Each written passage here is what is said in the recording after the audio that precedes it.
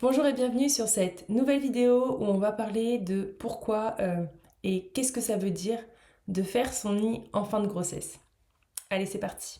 En fait, ce qui est important de comprendre, au-delà du fait de faire son nid, c'est de comprendre le processus physiologique que tu vas traverser tout au long de ta grossesse.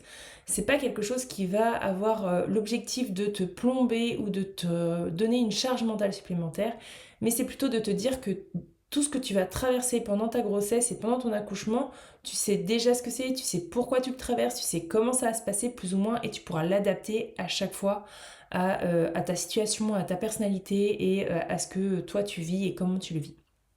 Donc, pour ce qui est de faire son nid à la fin de la grossesse, en fait, ça veut dire que tu prépares l'arrivée de ton bébé, mais de manière plus matérielle. Ça se matérialise par des actes que tu vas faire, que ce soit dans ta maison ou ailleurs. En fait, ça permet de concrétiser de manière symbolique le fait que tu es prête, ça y est, à accueillir ton bébé dans ta vie.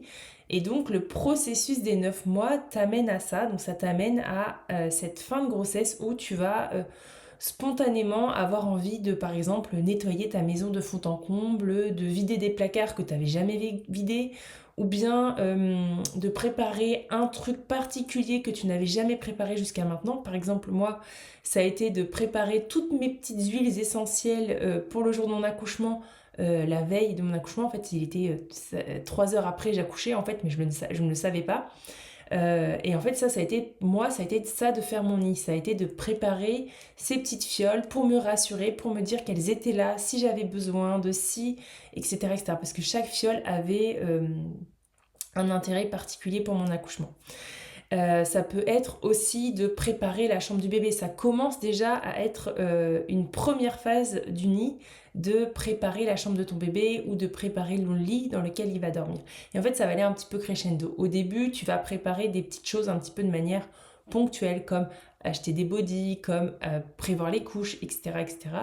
Et puis, ça va devenir de plus en plus comme une urgence, comme obligatoire. C'est-à-dire que tu te dis et tu te mets presque une pression en te disant ok, aujourd'hui, il faut que je fasse ça.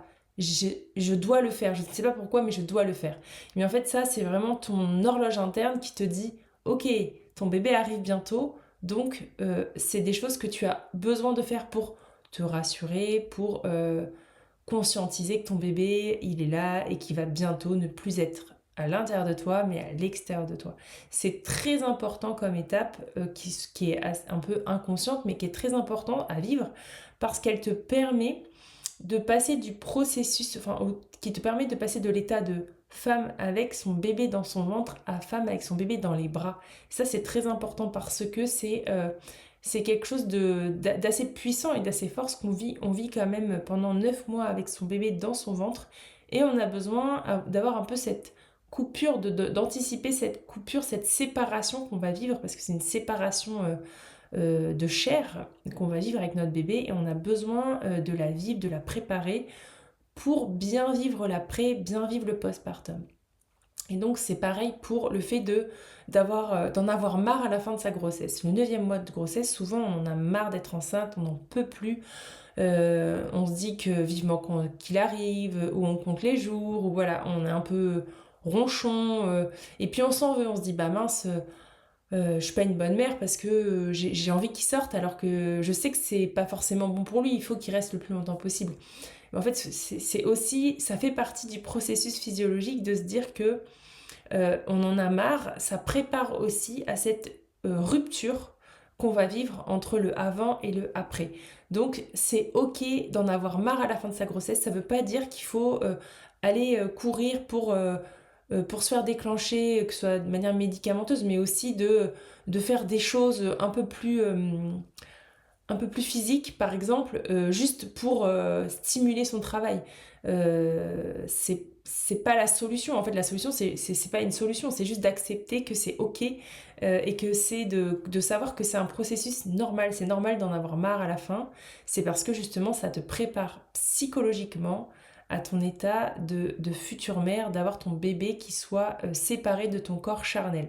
Donc c'est très important de comprendre que ces processus mentaux ont un intérêt et un impact. C'est plus tu vas pouvoir les vivre, les laisser en tout cas te traverser et apporter ce qu'ils apportent en termes peut-être de surprise, de stress, de joie, etc. Mais tout ça, c'est important pour que tu puisses bien vivre cette vie d'après, c'est-à-dire cette vie où tu as ton bébé dans les bras. C'est vraiment une étape très importante dans ta vie de passer de l'un à l'autre, de femme enceinte à femme avec un bébé. Et plus tu arrives à te préparer en amont, et bien plus cet état d'après sera plus doux, plus simple, parce qu'en fait tu vas comprendre ton corps, tu comprends comment tu fonctionnes, et au plus tu comprends comment tu fonctionnes, et ben mieux tu le vis en fait, et moins c'est cristallisant de peur, de stress, de doute. Tu n'es pas une mauvaise mère, tu n'es pas une mauvaise femme, tu es la mère parfaite pour ton bébé, et tout ce que tu vis, eh bien c'est ok de le vivre et c'est important même de le vivre. Le plus important, c'est surtout d'être entouré, de bien comprendre comment fonctionne ton corps pour que tu sois rassuré sur les étapes de ta grossesse, de ton accouchement et du postpartum.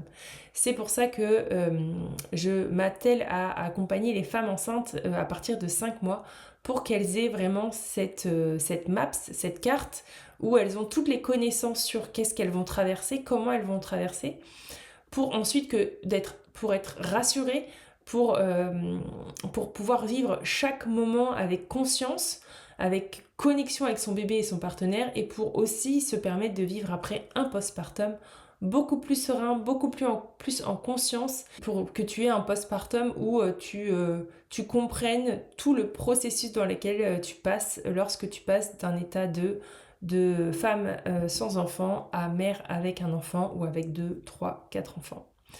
J'espère que cette vidéo t'a donné les informations que tu cherchais sur le fait de faire son nid. N'hésite pas à t'abonner à ma chaîne YouTube si tu veux plus d'informations, plus de connaissances sur ta grossesse, ton accouchement et ton postpartum. N'hésite pas non plus à me suivre sur Instagram et à très vite pour une nouvelle vidéo.